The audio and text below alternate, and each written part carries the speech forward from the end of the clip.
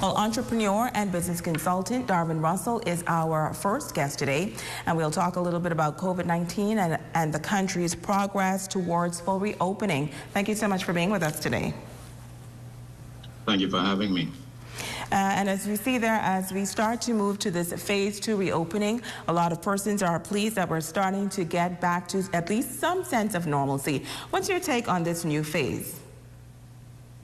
Well, I mean, for me, Shasheena, I would have really wanted the government to actually even be on a more accelerated pace than they currently are. I think we've shown and demonstrated over the last few weeks that we have this situation pretty much, maybe not completely controlled, but pretty much maintained to the point where I think we can be a little bit more aggressive in our opening schedule. The government is faced with a significant potential deficit, somewhere in the order of $800 million for fiscal year 2019-2020. So any amount of money that they can get in their coffers sooner rather than later, I think would be helpful. And people are just itching to get back to work. A lot of countries, before they go back to their complete reopening, they're talking about mass testing first. Do you think that this is something that needs to happen before we get to this phase 5? Or do you think, based on the cases that we're seeing, we can move faster? Well, I mean, we have experts in this country in statistical analysis to know what a representative sample population we should be testing in order to determine what the real percentage of infections we have in the country. Unfortunately, it seems as though the Prime Minister, as well as the former Minister of Health, were of the view that mass testing was not required. And there is some debate about whether or not we even have the capacity to do that. I think you mentioned at your opening we're at about 1,900 tests so far. And if you look at 5% of the population of the country, quite frankly, you're well short of where you need to be. 5% of 400,000 persons is still 20,000 persons, so we're well off from where we should be. When you talk about the acceleration of these phases, where do you think we should be at this point? Well, if you go by the Prime Minister's 5-phase opening, I would have thought phase 3 or phase 4 would have been appropriate at this particular point. He has not spoken about the protocols, for example, for international travel. He has spoken a little bit about domestic travel. Right now, those that are stuck in the family islands are going to have to get their COVID cards, if you will, get their testing done. And I would assume that you need to extend the same protocols for our international travelers when we do open our borders to international travel. But I would be comfortable being in phase 3 or 4 at this particular point. What do you think is the challenge, if you can make an educated guess as to what is the holdup and why this process is moving along so slowly? We know that the Prime Minister would have said several times in previous press conferences that they are guided by the health officials. I think part of it, to be frank with you, is fair. And so, he has been moving cautiously, and I truly commend him for the job that he has done in these very difficult times that we're facing as a country. But I think as a result of that cautious behavior, what we have done is we have allowed the economy to slip to a point where we're hemorrhaging at the almost to a point of no return. Right now, we are probably dealing with in excess of 30% unemployment. That's somewhere in the order of 60 to 65,000 Bahamians that are out of work. We've heard from the folks at National Insurance how many persons they've assisted, but that's well shy of the amount of people that need assistance. And even with their assistance, you're talking people are receiving checks of no more than $250 a week. And you and I both live in this country, and at $250 a week, that's tough for anybody to live off of, especially if you have children. We have persons tuning in on our Facebook live feed, and we'll read some of those comments. But also, you mentioned fair is one aspect of it. On the other side, many persons say if we open up too fast in this country where we're already challenged with our health facilities, we may end up in a situation that we may not be able to contain. What do you say about that? That was the same argument we had from the beginning, right? When we knew nothing about COVID, right? We were saying that we're going to have strict social distancing. We're going to go into quarantine, which was very well warranted at the time. We did that. And it turns out that we never reached anywhere near capacity of our facilities, although they may be small, so is our population. So right now, we know a lot more about COVID in May than we did in February. So yes, I'm comfortable with expanding the economy. I don't disagree that we still need social distancing protocols. People should still be wearing their masks. when and if appropriate. But to keep us locked in our homes and have businesses closed unnecessarily, I think does way more harm right now than it does good. Joe Stiles tuning in on the Facebook page says the government is doing the right thing on how they're going about the phases. This shouldn't be based on emotions and money. It should be based on facts and science, and the government is, the reopening should be based on facts and science. Well, we know that based on the facts and the science that we would have been seeing, especially from the Ministry of Health's last press conference, we would see where they're saying that we are ahead of this. We've even been praised regionally by some persons who believe that we were ahead of COVID-19 in terms of the emergency orders and the protocols, and at this point, you know, we go days at a time without any cases. What do you say about that comment? Janet Wiley just pitched in. She says, better safe than sorry. The health of the nation determines the wealth of the nation. I mean, all of those are fair commentary, and that's why we have debates and discussions as intellectuals in this country. I think that the challenge that the average person is now having with the Prime Minister's posture is it seems it is a bit, maybe not disingenuous, but it seems a bit biased, if you will. Take, for example, if we were to go by the science, there is therefore no rationale why Exuma shouldn't be open or Inagua shouldn't be open. They have the same situation as all of the other family islands with no COVID cases. So why aren't they opening if we're going by the science? I heard his explanation about trying to stagger the openings, but the staggering to me for places that have not had a single COVID case in months, if they haven't had one at all, it's just not rational. Then you look at the situation that we have here in Nassau, where you open up auto parts stores, but its Pierce mechanics are not open. You open up one part of a retail establishment, but the people that patronize that store are not allowed to open their businesses. It just doesn't seem as though it's flowing with a degree of logic. So yes, I agree. Let the science lead you. But if the science is going to lead you, it doesn't need to lead you, and science doesn't lead you in a biased way. And I think that the opening seems to be a bit disjointed to me. Here on Grand Bahama, we had an opportunity to speak with a member of the Grand Bahama Chamber of Commerce, and you know that we've had a peculiar situation before COVID-19. We had Hurricane Dorian, and even before that, this economy has been severely challenged for decades now. And the Grand Bahama Chamber of Commerce, they have conducted a study, and on top of many layoffs taking place, they're saying that many businesses at this point do not even know if they will be able to reopen. That's a very real situation, right? So we talked about what is known. What is known is the number of people that are currently unemployed. Mm-hmm. The government is anticipating that when they do reopen the economy, a lot of these people are going to reopen their businesses. But the reality is, as your survey indicated, that is not necessarily likely to happen. You know, I've always told my clients and friends and family members that it's much easier for big businesses to go out of business than it is for small businesses. But it's also much more difficult for small businesses to reopen once they decide to close. And that's because they are laggards in an economy. So what that means is that they rely on other parts of the economy, other major sectors of the economy, to be operational for them to make money. So the lady that owns that small retail store in downtown Freeport, she doesn't have customers. Her customers don't immediately come back once the economy is open. That's because her customers may be working at the port, her customers may be working at a bank, her customers may be working at a hotel, and it's going to take some time for them to get back to full capacity. So she has to wait for that trickle-down effect to benefit her. In the meantime, she has to decide whether or not she's going to continue to open her business, pay rent, pay salaries, operate at a loss for what could be an unknown length of time. So a lot of them are going to decide that I'm just not interested in opening, not now, maybe not ever. And that's a real issue that we're facing. And if that is the case, the government is going to have to continue to provide subvention to these individuals for a much longer period of time than they anticipated, and the budget can probably contain. There's also a discussion now taking place, as we prepare to see what happens for this new budget, and we talk about layoffs, and we talk about these businesses who may no longer be able to reopen. There's also a discussion taking place on whether or not layoffs may take place in the civil service. Do you think that this is something that may be possible or may have to take place as a result of the hits that the government and everyone else is taking as it relates to COVID-19? I think it depends on the timing of the reopening of the economy. So, for example, the budget cycle starts on the 1st of July.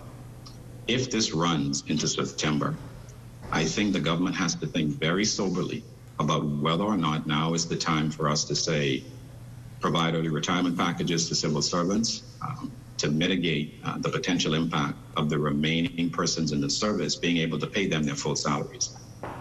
That's a very real issue. And I know it's a touchy subject for many, but that's something we need to seriously and soberly consider as a country. We cannot go on with the government essentially collecting zero revenue for months and months on end. Minister Turnquist said that $800 million is the projected deficit. Let me wrap your head around that number. The government collects about $2 billion in taxes every year. That means almost 50% of your tax revenue has vanished. Vanished. And you have not cut your expenses by 50%. So that money has to come from somewhere. That means it's going to be borrowed. And that's only from 4 months of inactivity.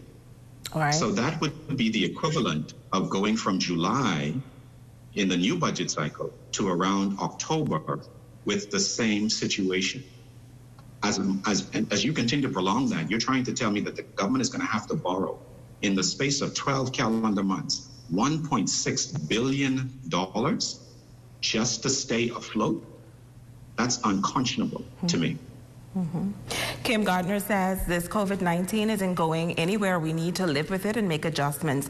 If we do not start bringing our economy back, we will all be dead anyway. And we've heard this discussion, it sounds funny to a certain extent, but we've heard this discussion that if people are not able to go out, and if they're not able to work, and if they're not able to make a living for their family, there will be some other things other than COVID that may now start to come into play. Yes, these are very, very real issues, right? So we've heard, and I'm sure Zednest has reported on the multiple families that are suffering from the situation. Think about this very practically.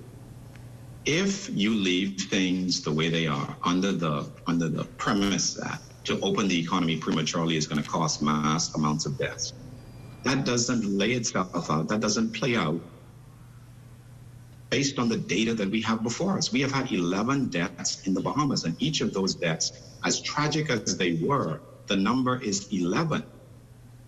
So 400,000 of us are now in a situation where we are immobilized for fear that more of us are going to die. And the caller, the texter is very right. What if it doesn't go away? Do we stay holed up in our home? Does the economy never open? That's not wise either. So we have to strike a balance. And I know Dr. Minnis is struggling trying to find that balance, but I think that we can do a lot more than we're currently doing to find the right balance. And as long as people adhere to the medical advice with the social distancing and the mask wearing, I think we can manage this while still opening the economy. Maybe you don't go back to the day where the beaches are open, not in the near term, but in a longer term. Maybe you're not allowed to go to the movies. Maybe you're not allowed to go to that 300-person wedding or that 200-person funeral service. But you can go back to work and come back home. You can practice the washing of your hands properly. You can limit the amount of huge gatherings that you attend, parties, etc.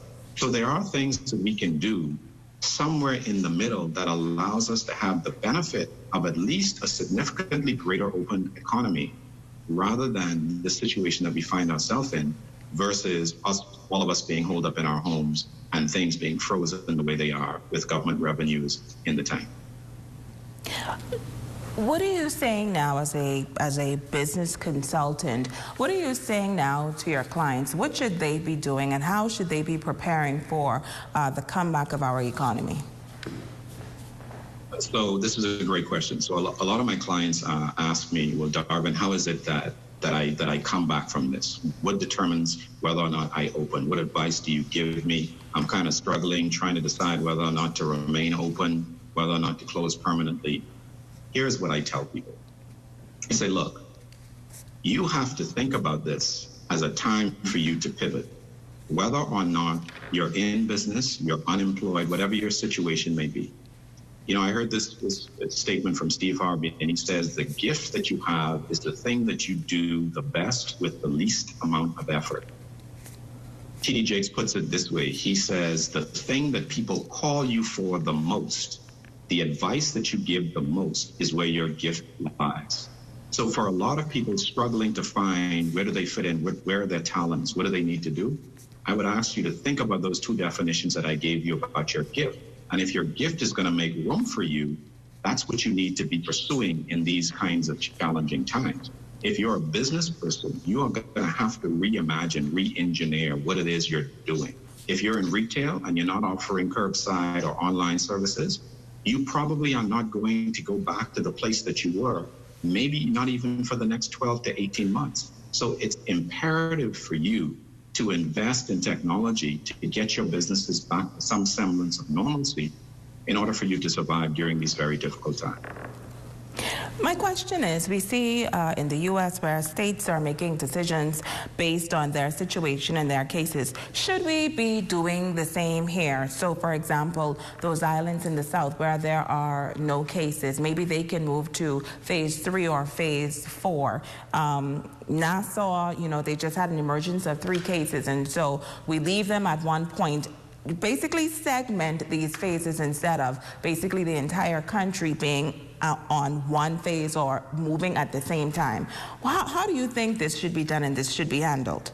We know that some restrictions have been lifted for the South, but they're still on the weekend lockdowns, even though there are no cases in those islands. How do you think we should be handling this at this point? I agree with you wholeheartedly. It should not be a unilateral approach across the country because the country is not affected in the same way in every island.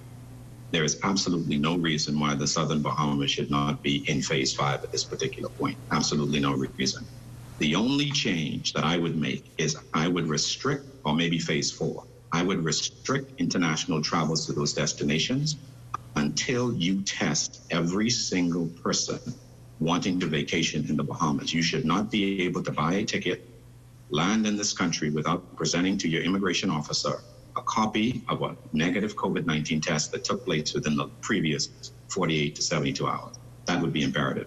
But all other preconditions should be removed from those islands and allow those persons to behave as normal as possible. They have no cases. If the virus isn't on the island, it doesn't miraculously show up. What about domestic travel then? How would we handle that if we were to open those islands? Are you saying just open them up for commercial activity and lift the lockdown restrictions without domestic travel? Or the domestic travel should probably only happen with, the exchange should only be with islands without any cases? I could accept that idea that it could be with only islands with no cases, but I am comfortable with the Prime Minister in the direction he's going with that you can still be tested. If you in Nassau that has cases, you in Grand Bahama that has had cases, Bimini, if you wish to visit another family island, you require the same type of testing that we would demand of our international travelers. I am more than comfortable with that. And if it's a travel that you have to do, you should have no problem doing it either. Mm-hmm. Idalene Dean says Nassau needs to be shut down for 2 weeks. Too many cases. How do you feel about that? Because we're also hearing from a lot of persons who say, well, Bimini has been shut down for lockdown now for 2 weeks. This will be their first week, and I think the lockdown should end next week sometime. But persons are also calling for the same to happen in Nassau. What do you think about that? If memory serves me correctly, and COVID has the days very much mixed up. But we have already done that in Nassau. We have already been on lockdown. Maybe the argument is it wasn't long enough. But the only thing that the lockdown does where the virus already is it delays what may be the inevitable. So these 3 cases seem to have popped up from nowhere. Mm-hmm. We were 5 days straight without a single case, and all of a sudden these 3 extra cases showed up. So where did they come from? The problem we have is we're not testing sufficiently to know who those asymptomatic carriers are of this disease. So you could be walking around Nassau healthy, but still be a carrier of COVID-19. And unless and until we test a greater percentage of the population, we're never going to know that. So the only thing that the lockdown is going to do, if you're asymptomatic, you don't even know. Somebody come visits you, somebody in your own household after the 14 days would have contracted it, goes out, still spread it to somebody else. So you'll still get these dribbles of persons who would have COVID-19 even after a 2-week lockdown. So that's why I'm saying you can have both situations work in concert with one another. We don't have to be on all or nothing proposition.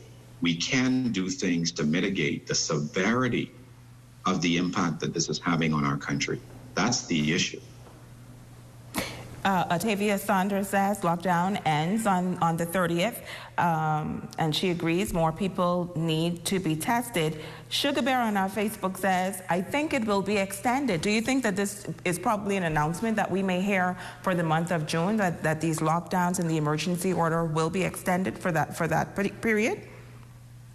Unfortunately, Shasheena, I believe that it will be. I think that the Prime Minister probably in the month of June may go to a phase 3, but I fully expect that July 1, based on the announcements from the hotel owners already and those major properties here in Nassau, something significant has to happen during the month of June in order for these hotels to be talking about a phased reopening starting July 1.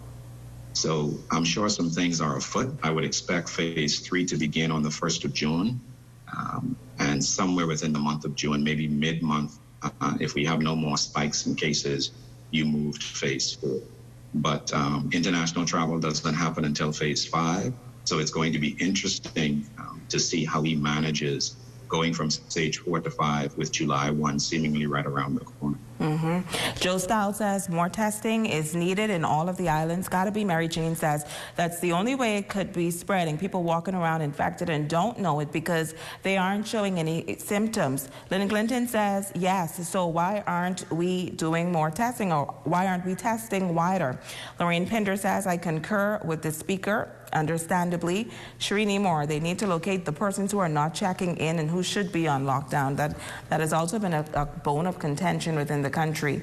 Karen Pinder Frampton says, going forward, I feel like everyone needs to be tested who travel as we go forward, opening the country for commercial and international travel. This should be done for a minimum of 1 year. How long do you think, or do you project we would have to live in this state? When do you think that we can even go back to a state of normalcy? And I know it's a very difficult question because with COVID-19, we see things change and it's so fluid. But if you can make a projection, when do you think we can get back to at least that phase 5 and the level of normalcy? I do not believe that we are going to go back to the normal that we had pre-COVID for some time. I think we're going to go back to a more normal situation, but we're not going to go back to a pre-COVID normal, probably I would say before next summer. We're going to have to wait until the winter flu season comes and goes to see whether or not there's a reemergence of this. We're going to have to wait to see the results of the vaccine trials that are going on around the world now. We're going to have to wait and see whether or not there are any medicines that are going to assist us in getting over this if we contract it. And all of those things are 12 to 18 months away. And until those things come back with positive results, we're going to be in this on-again, off-again situation where we're probably 80% of where we were prior to COVID. But I don't see us getting back to 100% in the next 12 to 18 months, before the next 12 to 18 months. That is not comforting, Darvin. I know. But if you anticipate it and if you plan for it, you can make it through it. So, you know, I tell people the challenge is we focus on the mess and not the message. We focus on the lack and not the lesson. And as long as you're planning for these kinds of situations, there's no need to fear them. So if we anticipate as a country that we have 12 more months to deal with this, that means that this budget that the Prime Minister is about to announce is probably the most critical budget of his 3 years in office. You just have to plan for it. So if you know that 30,000 people, worst case scenario, are going to remain unemployed, then you put it in the budget. If you know the tax revenue that you need to collect, then you put it in the budget. If you know the amount of civil service that you're going to have to offer early retirement to, then you put it in the budget. You anticipate these things. You sell off those money-losing assets. You do whatever is required for your country and your citizens to be as whole and healthy as possible. What do you want to hear? And this will be my final question. What do you hope to hear in this upcoming budget? For me, I would like to see significant cuts in the civil service. Wow. You cannot say to me as a Bahamian citizen, you're going to borrow $800 million to $1 billion in this next budget cycle. That indicates to me that you have no conceivable way of cutting your expenses. You haven't even thought about it. Because the only reason that you have to borrow that amount of money would indicate to me that you're not changing how you govern us and the way that you spend our money. So that means you're still operating off the traditional $2 billion budget that we've had for the last decade. So why not balance it? Why not have less borrowing versus with less expenses? So instead of a $2 billion budget, you go to a $1.6 billion budget. That means you saved, in essence, $400 million by cutting $400 million in expenses. That means you have to borrow $400 million less. And you come to the Bahamian people and you say, we're going to borrow $500 million and we're going to cut the government expenditure down by $400 million. That's a lot more palatable of a budget for me. And that would indicate that these are the areas that you're going to cut. And part of that is going to be the civil service. And I'll tell you, if you ask a lot of civil servants whether or not they're willing to leave the civil service for the right incentive, I guarantee you will hit that number and beyond if you did the package right. That would be the way that I would do it and execute it if I were the Prime Minister. That's what I would like to see. Al Kimbo says COVID-19 is a double-edged sword. The world is now facing an economic warfare as a result of the extended lockdowns. Gotta be, Shay Marie says we have to cut back where necessary, and you are speaking facts. And once again, we have to do what is necessary. Dion Feaster says it should be the views of all stakeholders for more in-depth testing for COVID-19. Any words you would like to leave with us as you wrap up?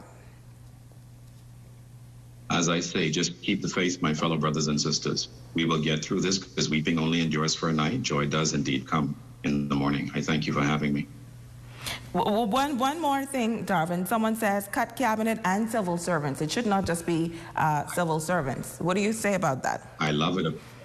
Across the board, the Prime Minister should take the lead on this, and he should be the first one to say he's going to cut his salary by X number of percentage. Everybody should take a little pinch.